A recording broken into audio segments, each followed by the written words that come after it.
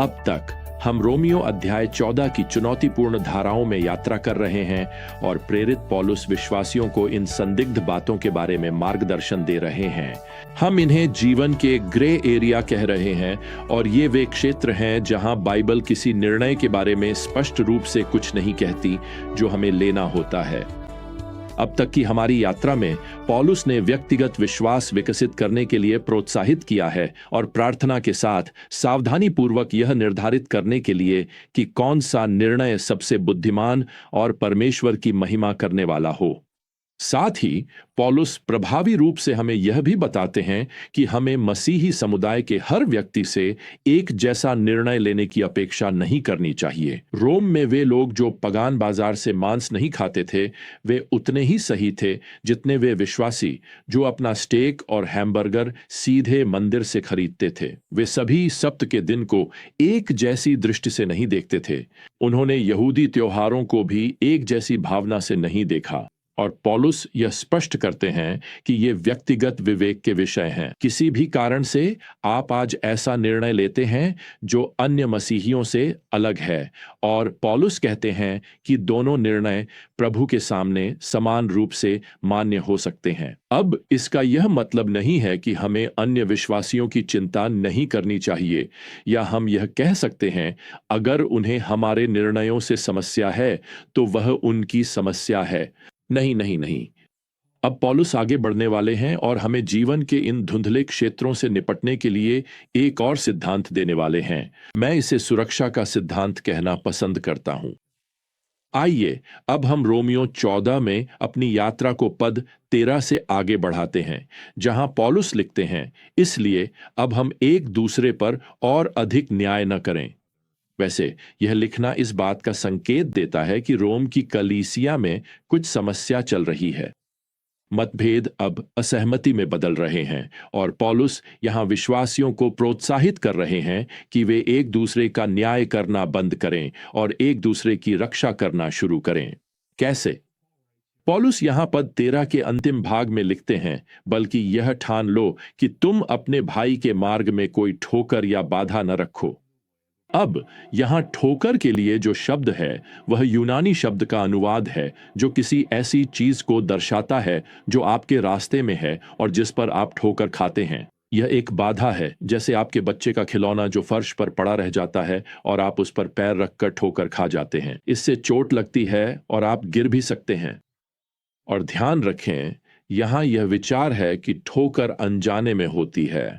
आपके बच्चे ने वह खिलौना वहां इसलिए नहीं रखा था कि आप ठोकर खाएं या गिर जाएं। लेकिन पौलुस यहां केवल ठोकर की ही बात नहीं करते, बल्कि वे बाधा का भी उल्लेख करते हैं। यूनानी भाषा में यह शब्द स्कैंडलॉन है, जिससे हमें स्कैंडल शब्द मिला है। स्कैंडलॉन जानबूझकर किया गया कार्य होता है।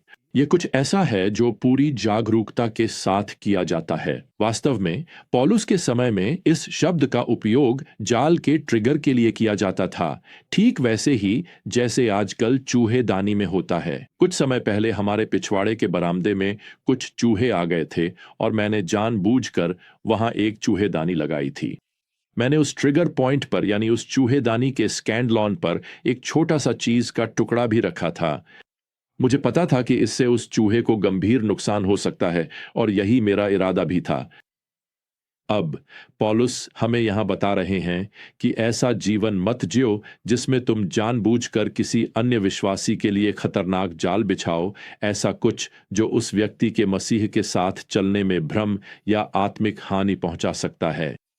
मुझे याद है, एक दिन एक आदमी मुझसे मिलने के लिए चर्च में मेरे कार्यालय आया था। वह हमारे चर्च में आना शुरू कर चुका था और उसने मुझसे कहा कि वह अपना चर्च छोड़कर हमारे यहाँ आ रहा है। तो मैंने उससे पूछा क्यों? उसने कहा कि वह एक उभरता हुआ शराबी है और उसके चर्च के पुरुष साप्ताहिक बाइबल अध्ययन के लिए इकट्ठा होते थे और वे सब अपनी बियर लेकर आते थे और बाइबल अध्ययन के दौरान पीते थे। और उसने मुझसे कहा, यह मेरे लिए बहुत ज्यादा प्रलोभन था। यह मेरे लिए एक जाल था और मैं अपनी पुरानी लत में वापस नहीं गिरना चाहता था।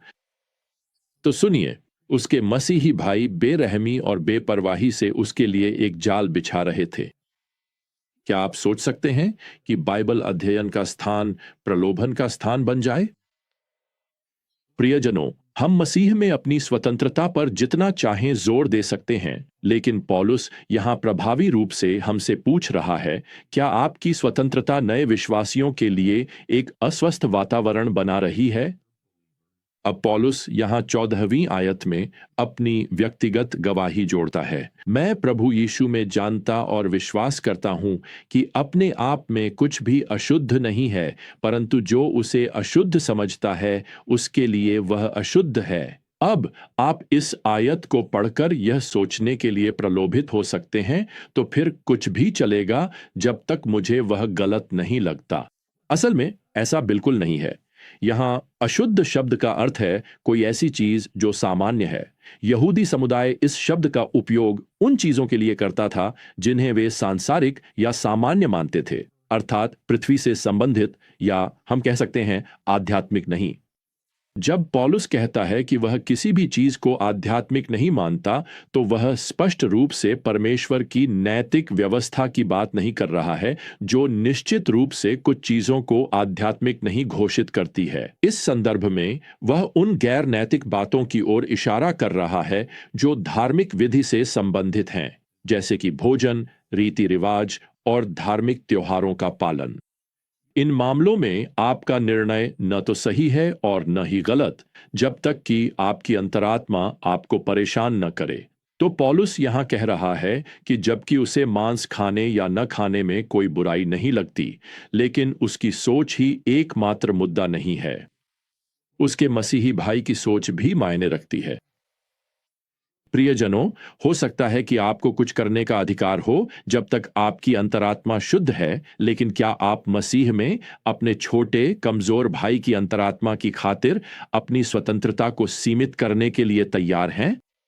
अब आप कह सकते हैं, जानते हो स्टीवन, यह उचित नहीं है। मैं अनुग्रह का सत्य जानता हूं और जो मैं कर रहा हूं उसमें गलत नहीं है, मैं सही हूं। पौलुस हमें बता रहा है कि सही होने से भी महत्वपूर्ण है। वह यहां पद 15 में कहता है, क्योंकि यदि तुम्हारा भाई उस भोजन से दुखी होता है जो तुम खाते हो, तो तुम अब प्रेम में नहीं चल रहे हो। अपने खाने से उस व्यक्ति को नष्ट मत करो जिसके लिए मसीह मरा। फिर भी आप जानते हैं, आप इसे पढ़ते हैं और सोच सकते हैं, ठीक है, उसे दुखी रहने दो, वह आखिरकार इससे उबर जाएगा। खैर, यह दूसरों के प्रति प्रेमहीन दृष्टिकोण है और पौलुस हमें चेतावनी देता है कि प्रेम की कमी उस व्यक्ति को नुकसान पहुंचा सकती है जिसे मसीह प्रेम करता है और जिसके लिए मरा। ऐसा लगता है जैसे पौलुस कह रहा हो, देखो, तुम्हारे भाई को क्षमा करने के लिए मसीह ने क्या बलिदान दिया, क्या तुम अपने भाई की रक्षा के लिए कुछ बलिदान नहीं कर सकते? अब यहां सावधान रहें। पौलुस यहां यह नहीं कह रहा कि कलीसिया में हर किसी को खुश करने की कोशिश करो, या कभी भी ऐसा कुछ मत करो जिससे अन्य मसीही असहमत हो सकते हैं। मैं आपको बताता हूं, कुछ मसीही हर छोटी छोटी बात पर आहत हो जाते हैं। मुझे याद है कि मेरे मिशनरी पिता हमें चारों भाइयों को रविवार दोपहर के खाने के बाद पार्क में बेसबॉल खेलने ले जाते थे। खैर, इससे कुछ मसीही आहत हो गए जिन्हें लगता था कि हमें प्रभु के दिन बाहर बेसबॉल नहीं खेलना चाहिए। लेकिन पौलुस उन प्रकार के आहत होने की बात नहीं कर रहा है। साफ कहूं तो हम दूसरों की आलोचना करने में बहुत आगे जा सकते हैं और मैं आहत हूं जैसी बातों के पीछे छुप सकते हैं। लेकिन पौलुस यहां कहीं अधिक कठोर भाषा का प्रयोग कर रहा है। फिर से वह पद 15 में कहता है, यदि तुम्हारा भाई तुम्हारे खाने से दुखी होता है तो तुम अब प्रेम में नहीं चल रहे हो। यहां दुखी शब्द का अर्थ वास्तव में आत्मिक हानि या दूसरों के कार्यों से उत्पन्न आत्मिक बंधन से है, क्योंकि जो वह हमें करते हुए देखता है उससे वह आत्मिक रूप से नष्ट तो नहीं होगा, लेकिन वह आत्मिक रूप से पूरी तरह टूट सकता है। इसलिए हमें सावधान रहना चाहिए। विशेष रूप से विश्वास में जो लोग नए हैं, उनकी आवश्यकताओं के प्रति संवेदनशील रहें। वे आपकी ओर देख रहे हैं। सुनिश्चित करें कि आप उन्हें नीचा न समझें। शायद आप अपने आप से कह रहे हैं, खैर, आप जानते हैं, मैं एक मसीही के रूप में वही करता हूं जो मुझे सही लगता है, और अगर कोई सोचता है कि मैं गलत हूं तो वे बस कमजोर भाई हैं और उन्हें आगे बढ़ना चाहिए। अगर यही आपका रवैया है तो आप प्रेम में नहीं चल रहे हैं। ऐसे में आप ही कमजोर भाई हो सकते हैं। इसलिए इस बाइबल सिद्धांत की सुरक्षा को ध्यान में रखें। मुझे एक लेखक का तरीका पसंद आया जिसमें उन्होंने इसे बताया, मसीही जीवन एक ऊंचे तार पर चलने जैसा है जिसमें संतुलन के लिए एक डंडा है। डंडे के एक सिरे पर स्वतंत्रता है और दूसरे सिरे पर प्रेम। और जब आप परमेश्वर से उस तरह का संतुलन बनाए रखने के लिए बुद्धि मांगते हैं प्रियजनों, तो आज के हमारे सत्र के समापन पर यही हमारी प्रार्थना है। प्रभु यीशु मसीह का अनुग्रह, परमेश्वर का प्रेम और पवित्र आत्मा की संगति आप सभी के साथ बनी रहे। आमीन।